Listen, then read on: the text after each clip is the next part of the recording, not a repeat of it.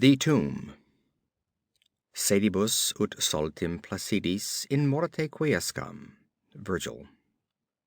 In relating the circumstances which have led to my confinement within this refuge for the demented, I am aware that my present position will create a natural doubt of the authenticity of my narrative.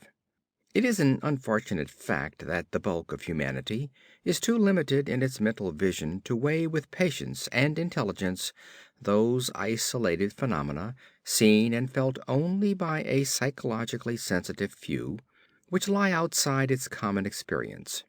Men of broader intellect know that there is no sharp distinction betwixt the real and the unreal, that all things appear as they do only by virtue of the delicate individual physical and mental media through which we are made conscious of them, but the prosaic materialism of the majority condemns as madness the flashes of super sight which penetrate the common veil of obvious empiricism. My name is Jervis Dudley, and from earliest childhood I have been a dreamer and a visionary. Wealthy beyond the necessity of a commercial life, and temperamentally unfitted for the formal studies and social recreations of my acquaintances, I have dwelt ever in realms apart from the visible world, spending my youth and adolescence in ancient and little known books, and in roaming the fields and groves of the region near my ancestral home. I do not think that what I read in these books or saw in these fields and groves was exactly what other boys read and saw there. But of this I must say little, since detailed speech would but confirm those cruel slanders upon my intellect which I sometimes overhear from the whispers of the stealthy attendants around me. It is sufficient for me to relate events without analyzing causes. I have said that I dwelt apart from the visible world, but I have not said that I dwelt alone. This no human creature may do, for lacking the fellowship of the living, he inevitably draws upon the companionship of things that are not or are no longer living. Close by my home there lies a singular wooded hollow, in whose twilight deeps I spent most of my time, reading, thinking, and dreaming. Down its moss-covered slopes my first steps of infancy were taken, and around its grotesquely gnarled oak trees my first fancies of boyhood were woven. Well did I come to know the presiding dryads of those trees, and often have I watched their wild dances in the struggling beams of waning moon, but of these things I must not now speak. I will only tell of the lone tomb in the darkness of the hillside thickets, the deserted tomb of the Hydes, an old and exalted family whose last direct descendant had been lain within its black recesses many decades before my birth. The vault to which I refer is an ancient granite, weathered and discolored by the mists and dampness of generations. Excavated back into the hillside, the structure is visible only at the entrance. The door, a ponderous and forbidding slab of stone, hangs upon rusted iron hinges, and is fastened ajar in a queerly sinister way by means of heavy iron chains and padlocks, according to a gruesome fashion of half a century ago. The abode of the race whose scions are inured had once crowned the declivity which holds the tomb, but had long since fallen victim to the flames which sprang up from a disastrous stroke of lightning. Of the midnight storm which destroyed this gloomy mansion, the older inhabitants of the region sometimes speak in hushed and uneasy voices, alluding to what they call divine wrath, in a manner that in later years vaguely increased the always strong fascination which I felt for the forest-darkened sepulchre. One man only had perished in the fire. When the last of the Hydes was buried in this place of shade and stillness, the sad urnful of ashes had come from a distant land, to which the family had repaired when the mansion burned down. No one remains to lay flowers before the granite portal, and few cared to brave the depressing shadows which seemed to linger strangely about the water-worn stones. I shall never forget the afternoon when first I stumbled upon the half-hidden house of the dead. It was in midsummer, when the alchemy of nature transmutes the sylvan landscape to one vivid and almost homogeneous mass of green. When the senses are well nigh intoxicated with the surging seas of moist verdure and the subtly indefinable odors of the soil and the vegetation. In such surroundings, the mind loses its perspective, time and space become trivial and unreal, and echoes of a forgotten prehistoric past beat insistently upon the enthralled consciousness. All the day I had been wandering through the mystic groves of the Hollow, thinking thoughts I need not discuss, and conversing with things I need not name. In years a child of 10, I had seen and heard many wonders unknown to the throng, and was oddly aged in certain respects. When, upon forcing my way between two savage clumps of briars, I suddenly encountered the entrance of the vault, I had no knowledge of what I had discovered. The dark blocks of granite, the door so curiously ajar, and the funereal carvings above the arch, aroused in me no associations of mournful or terrible character. Of graves and tombs I knew and imagined much, but had on account of my peculiar temperament been kept from all personal contact with churchyards and cemeteries. The strange stone house on the woodland slope was to me only a source of interest and speculation, and its cold, damp interior, into which I vainly peered through the aperture so tantalizingly left, contained for me no hint of death or decay. But in that instant of curiosity was born the madly unreasoning desire which has brought me to this hell of confinement. Spurred on by a voice which must have come from the hideous soul of the forest, I resolved to enter the beckoning gloom in spite of the ponderous chains which barred my passage. In the waning light of day, I alternately rattled the rusty implements with a view to throwing wide the stone door, and essayed to squeeze my slight form through the space already provided. But neither plan met with success. At first curious, I was now frantic, and when, in the thickening twilight, I returned to my home, I had sworn to the 100 gods of the grove that at any cost I would some day force an entrance to the black, chilly depths that seemed calling out to me. The physician with the iron-gray beard who comes each day to my room once told a visitor that this decision marked the beginning of a pitiful monomania. But I will leave final judgment to my readers when they shall have learned all. The months following my discovery were spent in futile attempts to force the complicated padlock of the slightly open vault, and in carefully guarded inquiries regarding the nature and history of the structure. With the traditionally receptive ears of the small boy, I learned much, though an habitual secretiveness caused me to tell no one of my information or my resolve. It is perhaps worth mentioning that I was not at all surprised or terrified on learning of the nature of the vault. My rather original ideas regarding life and death had caused me to associate the cold clay with the breathing body in a vague fashion, and I felt that the great sinister family of the burned-down mansion was in some way represented within the stone space I sought to explore. Mumbled tales of the weird rites and godless revels of bygone years in the ancient hall gave to me a new and potent interest in the tomb, before whose door I would sit for hours at a time each day. Once I thrust a candle within the nearly closed entrance, but could see nothing save a flight of damp stone steps leading downward. The odor of the place repelled yet bewitched me.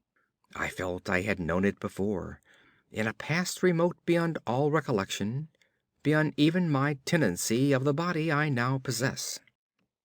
The year after I first beheld the tomb, I stumbled upon a worm-eaten translation of Plutarch's Lives in the book-filled attic of my home. Reading the life of Theseus, I was much impressed by that passage telling of the great stone beneath which the boyish hero was to find his tokens of destiny whenever he should become old enough to lift its enormous weight. This legend had the effect of dispelling my keenest impatience to enter the vault, for it made me feel that the time was not yet ripe. Later, I told myself, I should grow to a strength and ingenuity which might enable me to unfasten the heavily chained door with ease, but until then I would do better by conforming to what seemed the will of fate. Accordingly, my watches by the dark portal became less persistent, and much of my time was spent in other though equally strange pursuits. I would sometimes rise very quietly in the night, stealing out to walk in those churchyards and places of burial from which I had been kept by my parents. What I did there I may not say, for I am not now sure of the reality of certain things, but I know that on the day after such a nocturnal ramble I would often astonish those about me with my knowledge of topics almost forgotten for many generations. It was after a night like this that I shocked the community with a queer conceit about the burial of the rich and celebrated Squire Brewster, a maker of local history, who was interred in 1711, and whose slate headstone, bearing a graven skull and crossbones, was slowly crumbling to powder. In a moment of childish imagination, I vowed not only that the undertaker, Goodman Simpson, had stolen the silver buckled shoes, silken hose, and satin small clothes of the deceased before burial, but that the squire himself, not fully inanimate, had turned twice in his mound-covered coffin on the day of interment.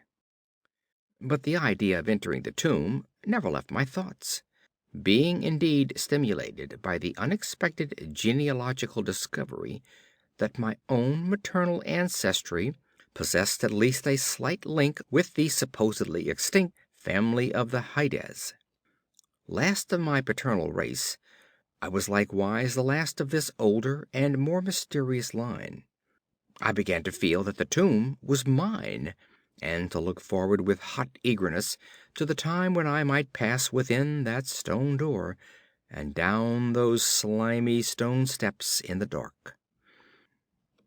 I now formed the habit of listening very intently at the slightly opened portal, choosing my favorite hours of midnight stillness for the odd vigil. By the time I came of age, I had made a small clearing in the thicket before the mold-stained facade of the hillside, allowing the surrounding vegetation to encircle and overhang the space like the walls and roof of a sylvan bower.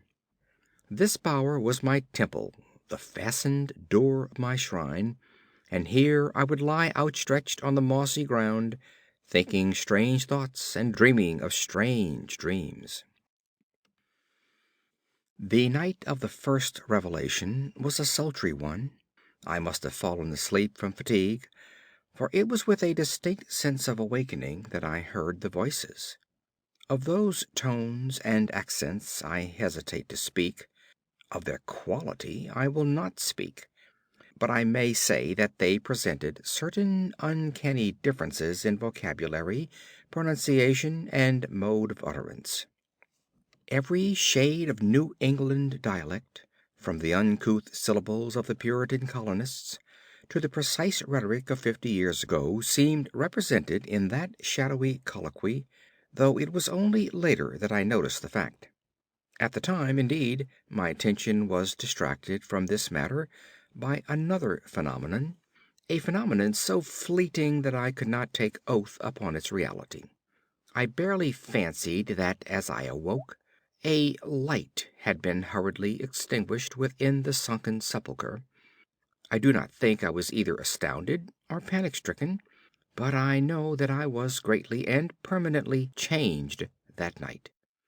Upon returning home I went with much directness to a rotting chest in the attic, wherein I found the key which next day unlocked with ease the barrier I had so long stormed in vain. It was in the soft glow of late afternoon that I first entered the vault on the abandoned slope. A spell was upon me, and my heart leaped with an exultation I can but ill describe. As I closed the door behind me and descended the dripping steps by the light of my lone candle, I seemed to know the way, and though the candle sputtered with the stifling reek of the place, I felt singularly at home in the musty charnel house air. Looking about me, I beheld many marble slabs bearing coffins, or the remains of coffins. Some of these were sealed and intact, but others had nearly vanished, leaving the silver handles and plates isolated amid certain curious heaps of whitish dust. Upon one plate I read the name of Sir Geoffrey Hyde, who had come from Sussex in 1640 and died here a few years later. In a conspicuous alcove was one fairly well preserved and untenanted casket, adorned with a single name which brought to me both a smile and a shudder. An odd impulse caused me to climb upon the broad slab, extinguish my candle, and lie down within the vacant box. In the gray light of dawn I staggered from the vault and locked the chain of the door behind me. I was no longer a young man, though but 21 winters had chilled my bodily frame. Early rising villagers who observed my homeward progress looked at me strangely, and marveled at the signs of ribald revelry which they saw in one whose life was known to be sober and solitary. I did not appear before my parents till after a long and refreshing sleep. Henceforward I haunted the tomb each night, seeing, hearing, and doing things I must never reveal. My speech, always susceptible to environmental influences, was the first thing to succumb to the change, and my suddenly acquired orchasm of diction was soon remarked upon. Later a queer boldness and recklessness came into my demeanor, till I unconsciously grew to possess the bearing of a man of the world, despite my lifelong seclusion. My formerly silent tongue waxed voluble with the easy grace of a Chesterfield, or the godless cynicism of a Rochester. I displayed a peculiar erudition utterly unlike the fantastic monkish lore over which I had pored in youth, and covered the fly leaves of my books with facile impromptu epigrams, which brought up suggestions of Gay, Prior, and the sprightliest of Augustan wits and rhymesters. One morning at breakfast I came close to disaster by declaring in palpably licorice accents an infusion of 18th century bacchanalian mirth, a bit of Georgian playfulness never recorded in a book, which ran something like this: "Come hither, my lads, with your tankards of ale, and drink to the present before it shall fail. Pile each on your platter a mountain of beef, for 'tis eating and drinking that bring us relief. So fill up your glass, so life will soon pass. When you're dead, ye'll ne'er drink to your king or your lass." An osirone had a red nose, so they say, but what's a red nose if you're happy and gay? Gad split me, I'd rather be red whilst I'm here than white as a lily and dead half a year. So, Betty, my miss, come give me a kiss. In hell there's no innkeeper's daughter like this. Young Harry, propped up just as straight as he's able, will soon lose his wig and slip under the table. But fill up your goblets and pass 'em around. Better under the table than under the ground. So revel and chaff as ye thirstily quaff. Under 6 feet of dirt 'tis less easy to laugh. The fiends strike me blue, I'm scarce able to walk, and damn me if I can stand upright or talk. Here, landlord, bid Betty to summon a chair. I'll try home for a while, for my wife is not there.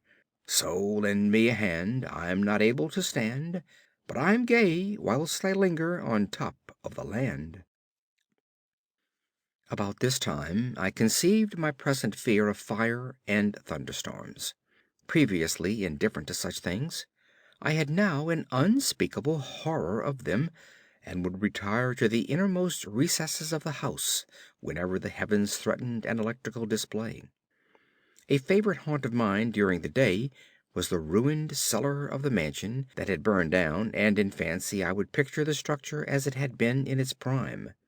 On one occasion I startled a villager by leading him confidently to a shallow sub-cellar, of whose existence I seemed to know, in spite of the fact that it had been unseen and forgotten for many generations.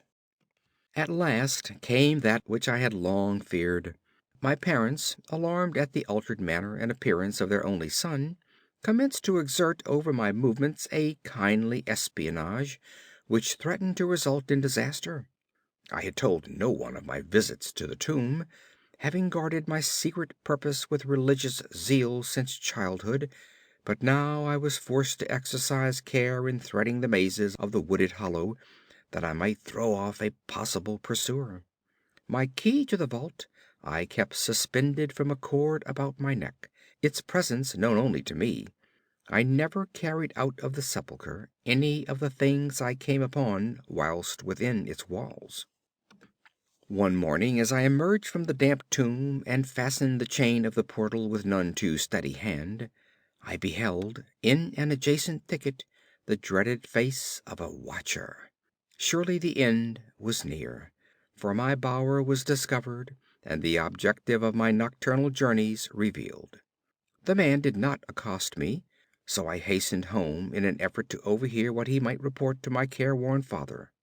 Were my sojourns beyond the chained door about to be proclaimed to the world? Imagine my delighted astonishment on hearing the spy inform my parent in cautious whisper that I had spent the night in the bower outside the tomb, my sleep-filmed eyes fixed upon the crevice where the padlocked portal stood ajar. By what miracle had the watcher been thus deluded? I was now convinced that a supernatural agency protected me. Made bold by this heaven-sent circumstance, I began to resume perfect openness in going to the vault, confident that no one would witness my entrance.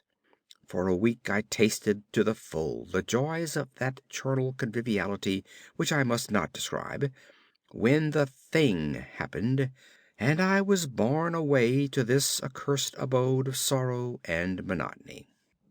I should not have ventured out that night, for the taint of thunder was in the clouds, and hellish phosphorescence rose from the rank swamp at the bottom of the hollow.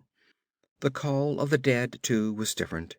Instead of the hillside tomb, it was the charred cellar on the crest of the slope whose presiding demon beckoned to me with unseen fingers. As I emerged from an intervening grove upon the plain before the ruin, I beheld in the misty moonlight a thing I had always vaguely expected. The mansion gone for a century once more reared its stately height to the raptured vision, every window ablaze with the splendor of many candles. Up the long drive rolled the coaches of the Boston gentry, whilst on foot came a numerous assemblage of powdered exquisites from the neighboring mansions. With this throng I mingled, though I knew I belonged with the hosts rather than the guests. Inside the hall were music, laughter, and wine on every hand. Several faces I recognized, though I should have known them better had they been shriveled or eaten away by death and decomposition. Amid a wild and reckless throng, I was the wildest and most abandoned. Gay blasphemy poured in torrents from my lips, and in my shocking sallies I heeded no law of God, man, or nature. Suddenly a peal of thunder, resonant even above the din of the swinish revelry, clave the very roof and laid a hush of fear upon the boisterous company. Red tongues of flame and searing gusts of heat engulfed the house, and the roisterers, struck with terror at the descent of a calamity which seemed to transcend the bounds of unguided nature, fled shrieking into the night. I alone remained, riveted to my seat by a groveling fear which I had never felt before. And then a second horror took possession of my soul. Burnt alive to ashes, my body dispersed by the four winds, I might never lie in the tomb of Hydas. Was not my coffin prepared for me? Had I not a right to rest till eternity amongst the descendants of Sir Geoffrey Hyde? Aye, I would claim my heritage of death, even though my soul go seeking through the ages for another corporeal tenement to represent it on that vacant slab in the alcove of the vault. Gervase Hyde should never share the sad fate of Palinurus. As the phantom of the burning house faded, I found myself screaming and struggling madly in the arms of two men, one of whom was the spy who had followed me to the tomb. Rain was pouring down in torrents, and upon the southern horizon were flashes of the lightning that had so lately passed over our heads. My father, his face lined with sorrow, stood by as I shouted my demands to be laid within the tomb, frequently admonishing my captors to treat me as gently as they could. A blackened circle on the floor of the ruined cellar told of a violent stroke from the heavens, and from this spot a group of curious villagers with lanterns were prying a small box of antique workmanship which the thunderbolt had brought to light. Seizing my futile and now objectless writhing, I watched the spectators as they viewed the treasure trove, and was permitted to share in their discoveries. The box, whose fastenings were broken by the stroke which had unearthed it, contained many papers and objects of value, but I had eyes for one thing alone. It was the porcelain miniature of a young man in a smartly curled bagwig, and bore the initials J. H.